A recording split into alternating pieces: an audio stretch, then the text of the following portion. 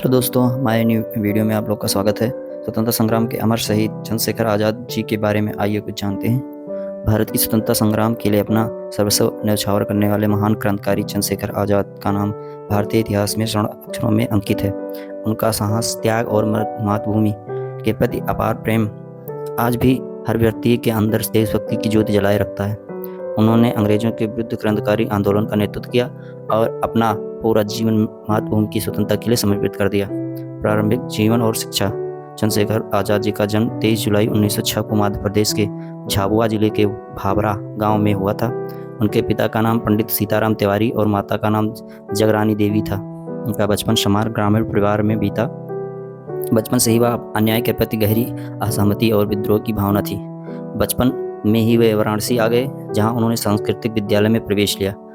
उन्होंने वेद, शास्त्र और अन्य धार्मिक ग्रंथों का अध्ययन किया, लेकिन उनका झुकाव राष्ट्रवाद की ओर बढ़ने लगा। 1919 में हुए जलियांवाला बाग हत्याकांड ने उनके हृदय को झकझोर दिया और उन्होंने स्वतंत्रता संग्राम में कूदने का संकल्प लिया। चंद्रशेखर आज़ाद जी स्वतंत्रता संग्राम में प्रवेश 1991 में 21 में स्वतंत्रता संग्राम में चंद्रशेखर आज़ाद जी का प्रवेश 1921 में जब महात्मा गांधी ने असहयोग आंदोलन की शुरुआत की तो मात्र 15 वर्ष की आयु में चंद्रशेखर आज़ाद जी भी इसमें कूद पड़े। उन्होंने ब्रिटिश सरकार के विरुद्ध नारे लगाए और उन्हें गिरफ्तार कर लिया गया। जब न्यायालय में उन्हें प्रस्तुत किया गया तो उन्होंने अपना नाम आज़ाद बताया और पिता का नाम स्वतंत्रता और निवास स्थान जेल बताया।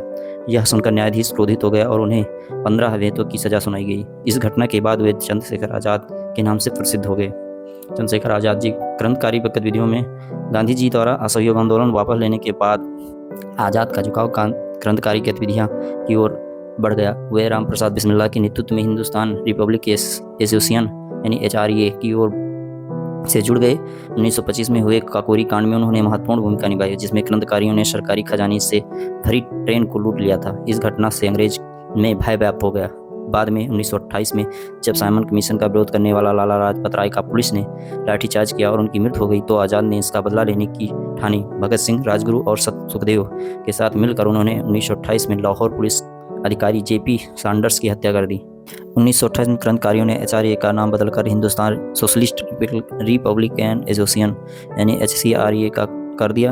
आज़ाद संगठन के प्रमुख रणनीतिकार बने। उन्होंने क्रांतिकारियों का सैन्य प्रशिक्षण देने और ब्रिटिश सत्ता के खिलाफ सशस्त्र संघर्ष की योजना बनाई। उनका देश भारत को ब्रिटिश हुकूमत से पूरी तरह मुक्त कराना था। चंद्रशेखर आज़ाद जी 27 फरवरी 1931 को इलाहाबाद के अल्फ्रेड पार्क में चंद्रशेखर आज़ाद अपने साथी सुखदेव राज के साथ एक बैठक कर रहे थे। ब्रिटिश पुलिस को उनकी उपस्थिति की सूचना मिल गई और उन्होंने पार्क को घेर लिया। आज़ाद ने बहादुरी से अंग्रेजों का सामना किया। उन्होंने अकेले ही कई पुलिसकर्मियों को मार गिराया, लेकिन जब उनकी गोलियां खत्म हो गई तो उन्होंने अपने आखिरी बचे कारतूस से स्वयं गोली मार ली ताकि जीवित पकड़े न जा सकें। इस तरह उन्होंने अपने आज़ाद नाम को जीवन के अंतिम क्षण तक बनाए रखा। चंद्रशेखर आज़ाद जी का विरासत। चंद्रशेखर आज़ाद जी के बलिदान ने भारतीय स्वतंत्रता संग्राम को और अधिक उग्र बना दिया। उनकी वीरता और साहस ने युवाओं को स्वतंत्रता संग्राम से भाग लेने के लिए प्रेरित किया। आज भी उनकी वीर गाथा भारतीय जनमानस में अमिट रूप से बसी हुई है। इलाहाबाद के अल्फ्रेड पार्क को जब चंद्रशेखर आज़ाद पार्क के नाम से जाना जाता है। उनके बलिदान की गाथाएं आज भी हमें देशभक्ति की भावना से ओतप्रोत कराती हैं।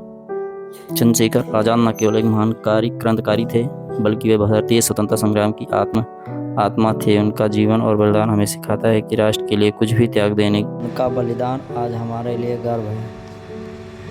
अगर आप लोग की हमारे वीडियो आप लोग को पसंद आती है तो हमारे चैनल को सब्सक्राइब, लाइक, शेयर ज़रूर करें और बेल आइकन को दबाना ना भूलें। धन्यवाद।